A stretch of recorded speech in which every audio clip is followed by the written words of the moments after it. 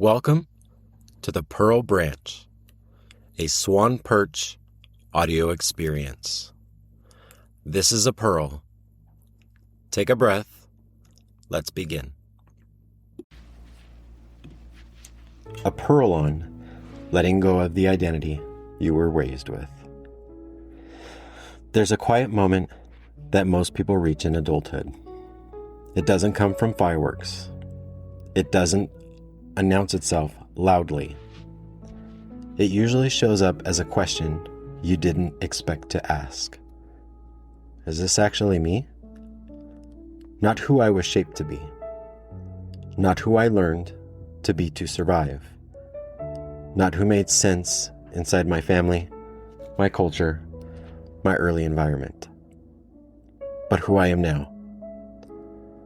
Most of us grew up inside an identity that was never consciously chosen. It was assembled around us, piece by piece, expectation by expectation.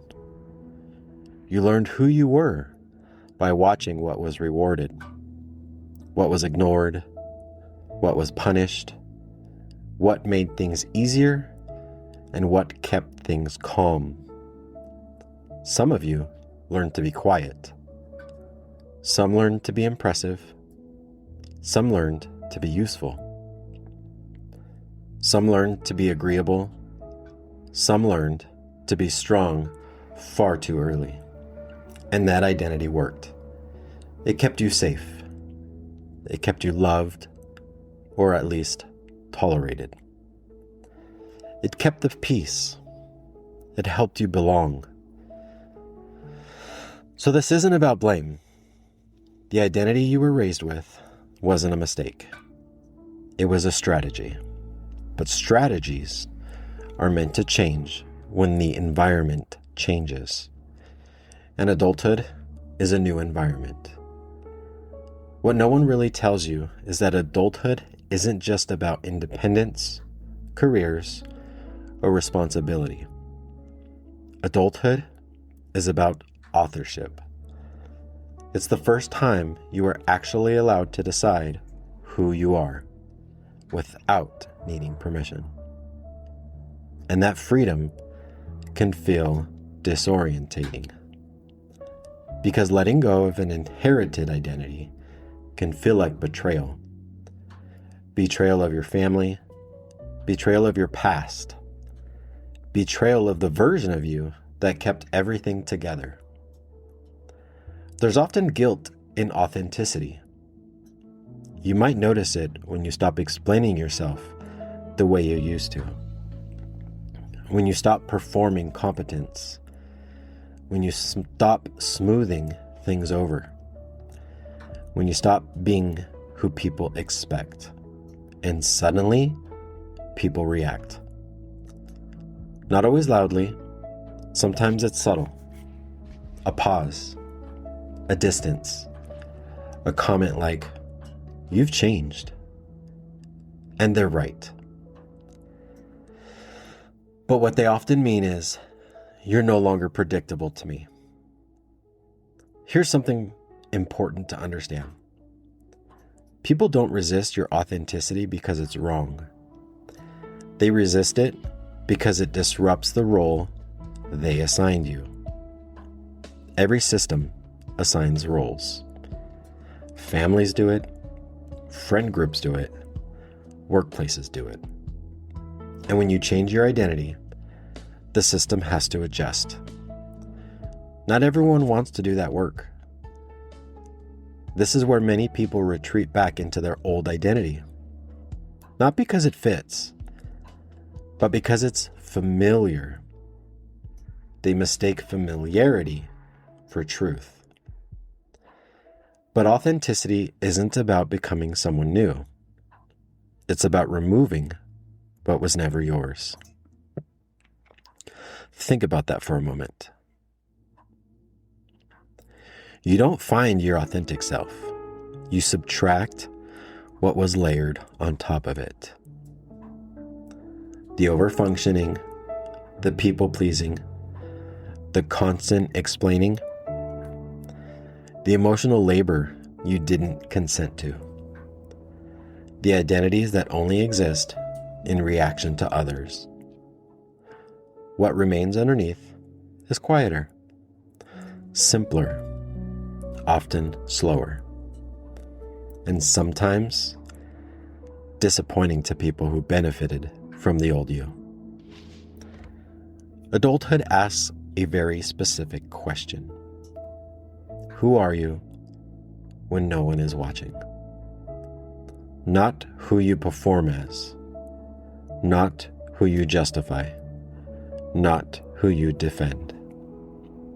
Who you are when you're alone with your own thoughts and you're not trying to fix anything.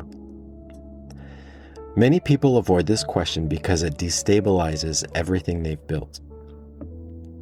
Careers based on approval, relationships based on roles, self-worth based on productivity or sacrifice.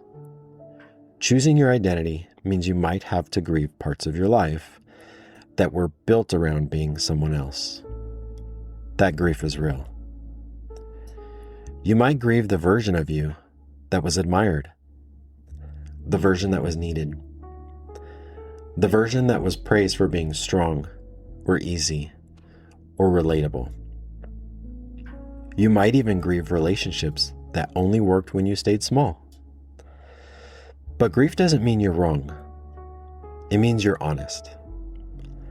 Authenticity is often less dramatic than people expect. It doesn't always look like radical change. Sometimes it looks like silence instead of explanation, boundaries instead of arguments, choosing rest without earning it. Let yourself be misunderstood, without correcting the record.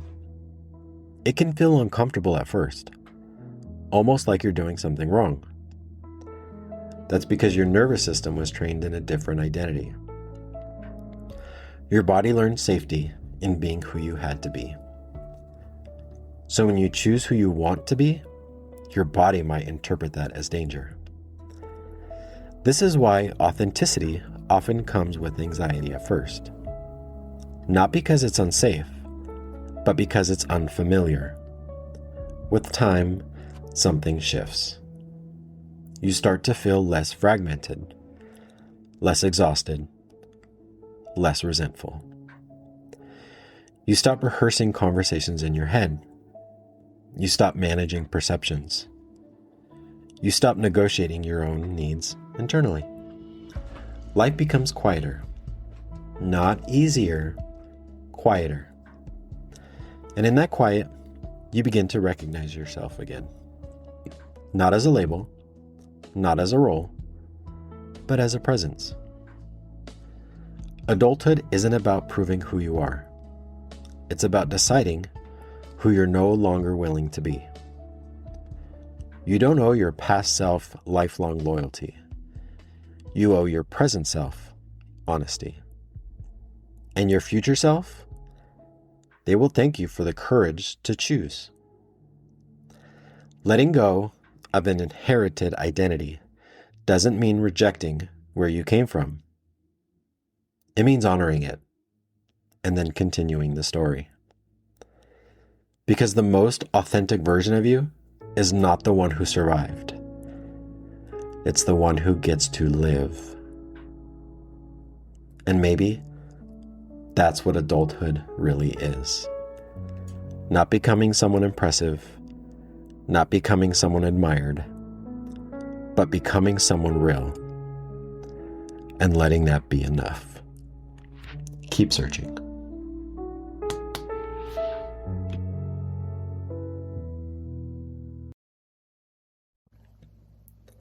Thank you for listening to this pearl. Carry it with you today. Keep searching.